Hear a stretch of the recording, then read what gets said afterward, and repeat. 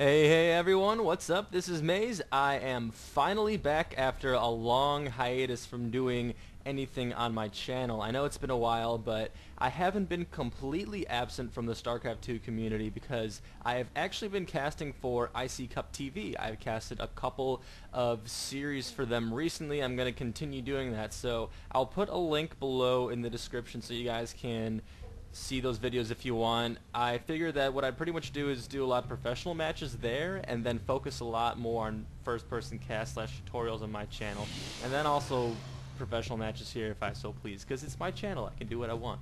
And I also wanted to give a quick shout out to the website 8-Bit Ego, because the person who is making this website is a great dude. He's pretty much just giving me free promotion. So I'm also going to put that in the description too. It's a really nicely well laid out website, so go check that out if you have time. So this game is actually going to be a PvZ, and right now this is going to be a tutorial video about how to fight against Baneling busts or Baneling rushes, because as a Protoss player it is one of the hardest things to deal with, at least for me. I know that I got my ass kicked several times before actually knowing how to fight against a good Zerg who does a good Baneling push.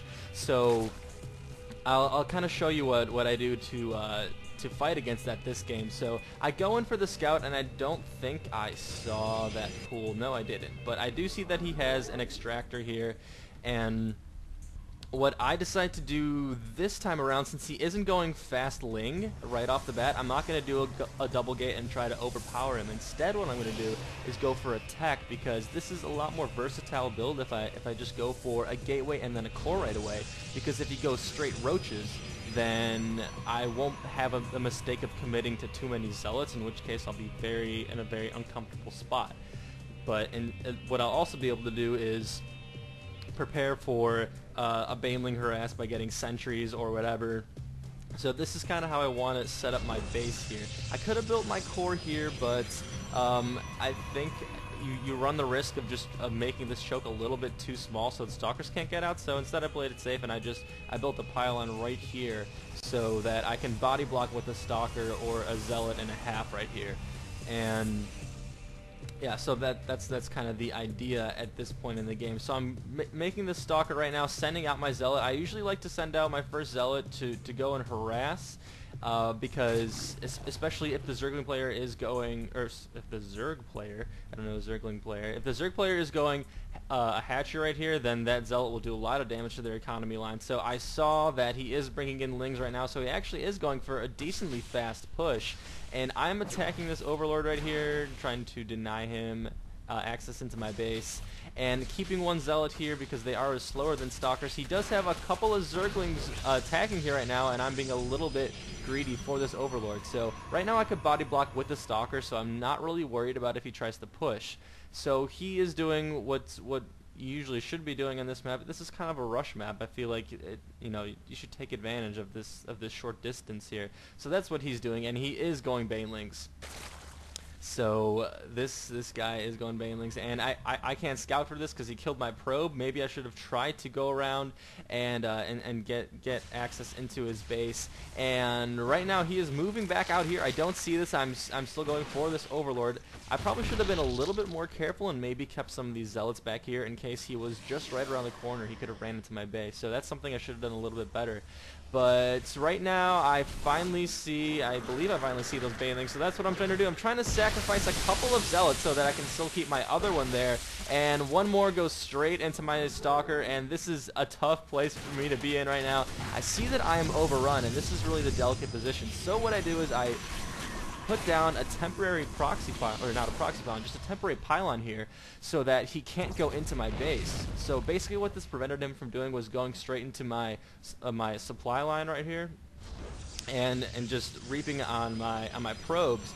And then my zealots would be busy here. I'd lose mining time, in which case he'd be able to send over some more Zerglings, which is what he's doing right now. He's sending more Zerglings to my base, and my zealots would be busy here. I wouldn't have anything to body block, and he'd just keep pouring Lings into my base. So right now I have my sentry. I see that he is going Banelings, and the sentry, one field can pretty much choke off this. It can choke off this ramp completely. So what you can do with a sentry is either split up the force by half or just completely deny people access into your base with it. So I'm moving my sentry back a little bit because I don't want to see a run by. That's actually what I'm worried about right now. The stalker is there in place right now, and he's doing a lot of damage. My zealots apparently aren't responding to me.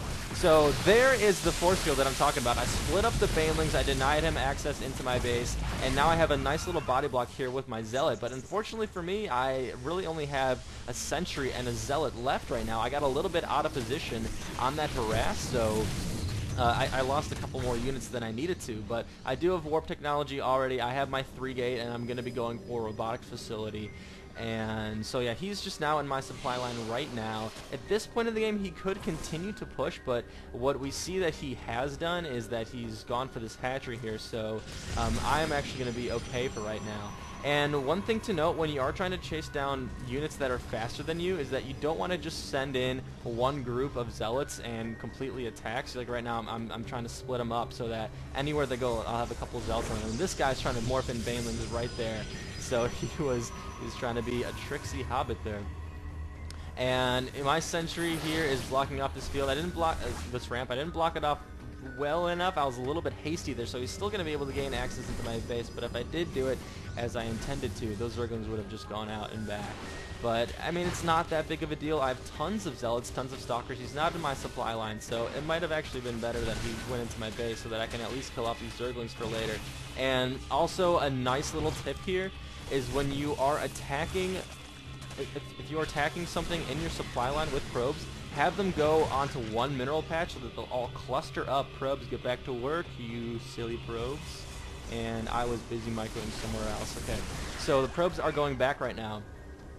And what I was saying is that if you cluster them up into one mineral patch, then your probes will spread out afterwards when you do an attack move, and they will pretty much surround the Zerglings so that the Zerglings will not create some kind of funnel and attack a couple of probes head on. Instead, all of your probes are attacking the Zerglings at once, and it's a really effective way to take on a cluster like that, because they probably won't kill more than a probe, if that. So I'm going my robotics facility and my robotics bay right now. So once you have sufficiently taken this rush on and you have invested your money into a tech like this, you're in a pretty comfortable spot in the game.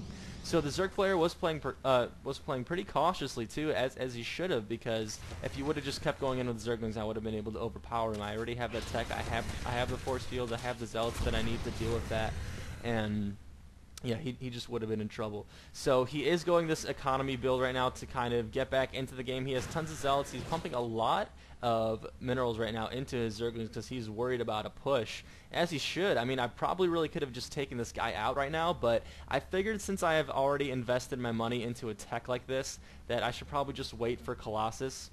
And I'm not worried about anything like Hydralisks or Mutalisks right away, because he already has invested so much money into this early Baneling harass that he's not going to have enough stockpile gas for him to do any tech. So I'm just going to kind of play back right now and try to deny him some of this map control here and just wait for my Colossus to get pumped out. Another thing, keep a sentry back here, because if he did a Zergling run by and he wasn't here, he was somewhere else across the map, then my entire base would have been vulnerable to his attack. So he is doing a little bit of surrounding right here, and I'm trying to micro one of my zealots as bait. I don't want to get all of them caught in there. I'm trying to do it again, but he is doing a good job keeping his banelings on my zealots here, using a couple of fields to try to distract these Zerglings from getting around too many surrounds, and he is going to be able to kill quite a good amount of my force right here, and Baneling's just eating up my zealots. These guys are champs right here. Look at that, 7 kills for that zealot. This guy's a beast. Someone promote him, and here are the Zerglings going back to the base. They are retreating, so I do have this nice little push right now. Yeah, sorry, what I was talking about right here, I always like to keep one sentry, because if he runs by with Zerglings, then it is just, I mean, I'm done, you know, can I do to really stop that? Nothing.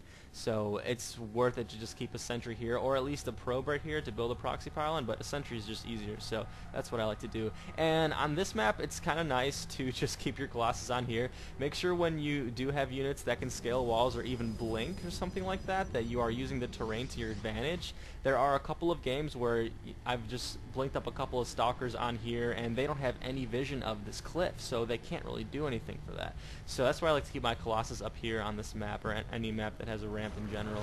It's really nice to have the positioning on them. So I am pushing right now. I have my thermal lance upgrade, so let's get that beastly 9 range, and he is sending all his Zerglings out on this Colossus, and I'm trying to force field a little bit. I don't really have all that much energy. He takes down my Colossus, but I take down pretty much all of his army, and my other Colossus is here on the way, so I am not really in trouble at all. So I'm going to be able to start firing my lasers at this spine crawler right here. Doesn't it kind of look like that X-Men, I can't believe I forgot his name, but the guy who shoots from his eyes. Anyway, if anyone remembers, I can't for the life of me remember, right in the comments or something.